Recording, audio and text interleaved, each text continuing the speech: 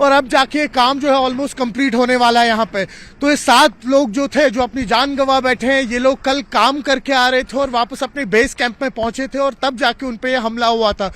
उसके बाद आपने खुद ही देखा कि किस तरीके से तमाम पॉलिटिकल पार्टीज और लीडर्स जो हैं उन्होंने इस हमले की कड़ी निंदा की। और उसके बाद गृह मंत्री अमित शाह का भी एक ट्वीट आया था जिसमें उन्होंने कड़ी निंदा की और कड़े शब्दों में कहा है कि कोई भी शख्स जो इसके पीछे होगा उसको कड़ी से कड़ी सजा मिलेगी, उसको छोड़ा नहीं जाएगा। क्योंकि आपने देखा होगा, यहाँ पे आपको याद भी दिला दूं, इसी साल जब रियासी में इसी नवियत का एक अटैक हुआ था जिसमें यात्रियों की बस पे अटैक किया गया था, उसके बाद आज ये सबसे बड़ा ऐसा हमला है जहां पर 7 सिविलियंस जो हैं वो अपनी जान गंवा बैठे हैं।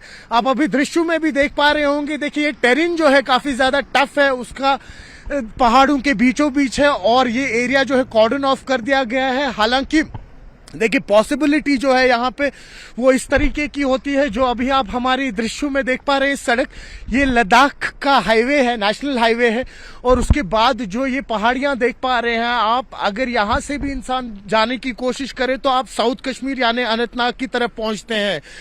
तो कहीं ना कहीं अभी ये पूरा एरिया जो है इसको कॉर्डन ऑफ कर दिया गया है। उम्मीद यही है कि जो ये कल्प्रिट्स है, जो ये टेररिस्ट है, इनको जल्द से जल्द पकड़ा जाए और एक कड़ी सजा दी जाए।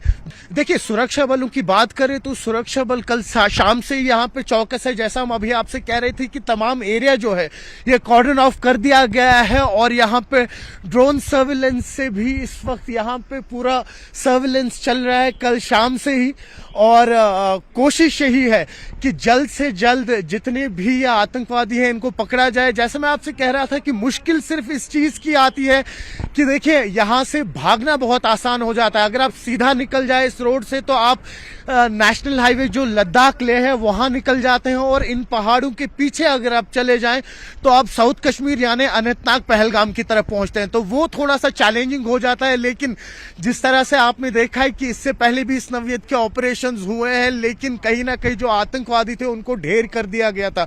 तो उम्मीद यही रहेगी कि आने वाले आज या कल में जितनी जल्द से जल्द हो सके यहाँ पर ये जो ऑपरेशन है, जो सर्च ऑपरेशन है, खत्म हो और जो भी इसमें कल्प्रिट्स है, जो भी संदिग्ध है, इसमें जो भी ये टेररिस्ट है, उनको अपने अंजाम तक पहुंचाया जाए। जी बिल्कुल सही कह रहे हैं, एक बहुत ही बड़ी कायराना करतूत है ये दहशतगर्दों की तरफ। आपको बता दूं आयुषी, इस वक्त हम ठीक गगनगीर के पास खड़े हैं जहां पर ये जड़मो टनल का काम शुरू हुआ था और यहां से लगभग 1 किलोमीटर का दायरा, जहां पे आप अभी दृश्य देख रहे थे, जहां पे अभी आपसे बात हो रही थी, वहां से हम लोगों को निकलने के लिए कहा है क्योंकि अभी अभी यहाँ पर आईजीपी पहुंचे हैं। आपको याद दिलाएं कि कल शाम जो ही हादसा हुआ उसके बाद आईजी बिरदी जो है वो यहाँ पे इमीडिएटली पहुंचे थे और जितने भी विक्टिम्स थे, इस 7 के 7 विक्टिम्स, जब इन्हें सौरा हॉस्पिटल में यहाँ से रेफर किया गया था तो तब immediately divisional commissioner Vijay Kumar Bidhuri और डीसी डॉक्टर बिलाल मोहिद्दीन श्रीनगर के वहाँ पे पहुँचे थे। और देखिए आपने बिल्कुल सही कहा, अभी एक तरफ से अभी यहाँ पर गवर्नमेंट फॉर्म हुई है, एक गठन हुआ है और उसके इमीडिएट बाद आप देखिए 1 हफ्ते के अंदर अंदर ही इस तरीके का ये इंसिडेंट होना तो कहीं ना कहीं जाहिर सी बात है चैलेंजिंग है। अब उमर अब्दुल्ला के लिए, उनकी कैबिनेट के लिए भी आपने देखा होगा, क्योंकि अगर हम खास पिछले 5 साल की बात करें तो हमने देखा काफी ज्यादा ऐसे इंसिडेंट्स जो हैं उनमें काफी ज्यादा कमी आई थी। लेकिन हाँ, कई सारे ऐसे हादसे थे, जैसे अभी हम आपसे कह रहे थे कि रियासी में जो अभी हादसा पेश आया था जून में, जहां पर कुछ पिलग्रिम्स जो थे उन पे अटैक हुआ था, उनमें से वो गाड़ी जो थी वो उस टाइम नीचे गिर गई थी, जिसमें से 9 पिलग्रिम्स जो है उस टाइम पे उनको अपनी जान गंवानी थी। और देखिए उसके बाद हमने देखा है कि इस तरीके के इंसिडेंट्स जो है वो पेश आए पहाड़ी इलाकों में। स्पेशली आपने देखा होगा कि जो जम्मू खिता है, जिसे हम चिनाब वैली कहते हैं, उस तरीके में भी आपने देखा कि जैसे किश्तवाड़ के इलाके हैं, डोडा के इलाके हैं, वहां पे भी इस तरीके के इंसिडेंट्स होते थे। लेकिन वहां पे लोकल्स पे ऐसे अटैक नहीं होता था।